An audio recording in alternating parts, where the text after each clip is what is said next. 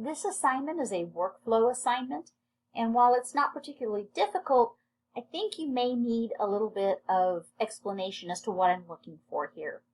So we're going to deal with Zachary Zacks. Came in about 2 weeks ago, got a transfusion for his anemia, and now he's back. So we're going to start where we always start, with our type and screen, and there are no discrepancies in our forward and reverse. His blood type matches what it was previously, so we're good there. Unfortunately, this time his antibody screen is positive, so we're going to transfer it to our antigram, and then I'm just going to tell you that we did the panel and came up with a JKB, and that everything else was ruled out. So we're going to report the anti-JKB, and it is clinically significant. 2 units are ordered, so we have 2 things we have to do to complete our antibody workup. The first is a DAT, and this is the one where we do the DAT with the polyspecific Coombs. Then if it's negative, we're done, and if it's positive, then we split it out and we do with monospecific for IgG and monospecific for C3 to determine whether this is complement, IgG, or both. Now, one thing we have to look at here is that if this is an antibody that has been identified after a recent transfusion, we have to consider it could be a possible delayed hemolytic transfusion reaction. So if the antibody screen was negative before transfusion and is now positive, the answer to this question is yes, it could be a delayed hemolytic transfusion reaction. And we'll talk more about those when we talk about working up transfusion reactions. Can the patient be phenotyped?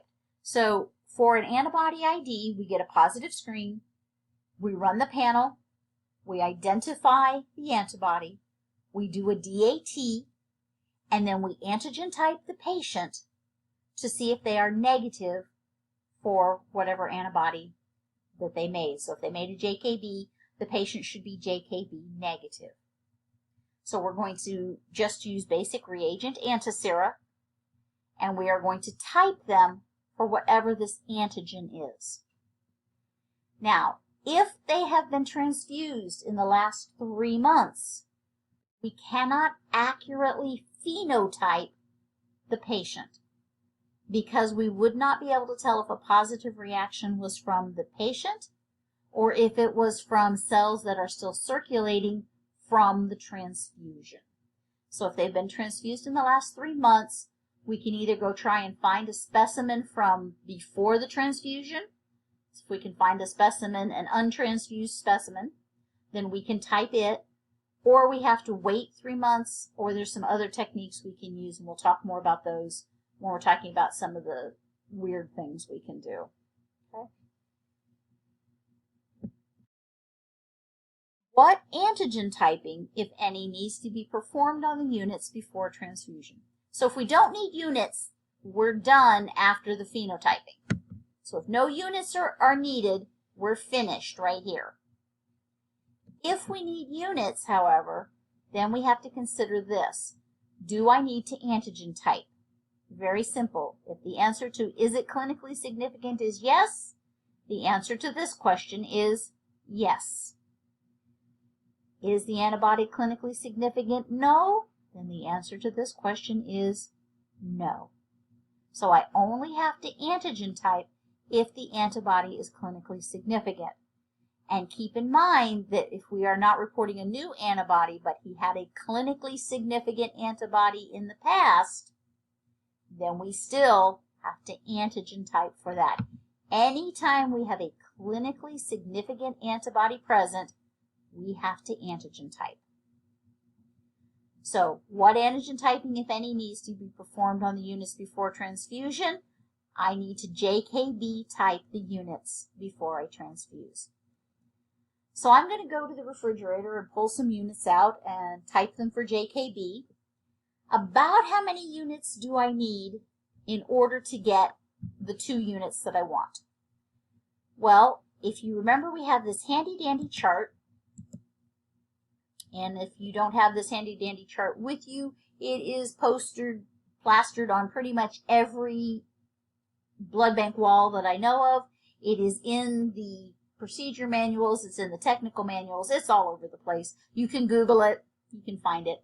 So what you're going to do, I have a JKB, an anti-JKB. So 72% of donors will have a JKB antigen. So how many would be compatible with a patient who has an anti-JKB? Well, 100 minus 72 is 28. Now, I will tell you that often patients who have some, especially some of these higher frequency antigens, if they are found to be negative, sometimes the reference lab will pull those units out. They'll flag the patient's file, and when the patient comes to donate again, that unit will be flagged to be sent to reference lab. That way they can keep a supply that they know are going to be negative for those antibodies, or for those antigens, so when they have patients who need units. But we're going to assume that what's in our refrigerator is about 72% positive for JKB. So how many units do I need to type? Well, I'm going to take 100 and subtract 72. 100 minus 72. That's going to equal 28%. Okay? So I need 2 units divided by 28%. Y'all know I can't do arithmetic. I need to type 7 units, and I usually round up. So I would type 8 units. Actually, my luck's really bad. I'd probably type 10. But so this is going to come out at 7.19. That's how many units. So I'm going to type 8 units. And within those 8 units, I should find 2 that are compatible. Now this is, again, make sure you note that this is approximately. Approximately. I've seen people sit there and pull and type and type and type and type. A lot of places will have algorithms based on how many units you would have to type. There are going to be hospitals you work at that don't have 8 units. So in that case, you would order them from your blood supplier. You just call up and say, or actually order it on the computer and say, I need 2 units that are JKB negative. Now, what type of cross-match must be performed? Be careful with this one, because I will try to trick you with it on a test. And I will say the patient's antibody screen is negative and no history of antibodies. So, therefore, no cross-match needs to be performed. That's wrong. You still perform a cross-match. It may be an electronic cross-match, just essentially a paperwork cross-match, but you still have to perform a cross-match. So if the patient has a negative screen, no problems, then it is just an electronic or an immediate spin cross-match. If the patient has an antibody, whether it is clinically significant or not, the patient gets a full cross-match. So if the patient has a clinically insignificant antibody that is reacting, they get a full cross-match. If the patient has a clinically significant antibody that is reacting, they get a full cross-match. Now here's where it gets a little tricky.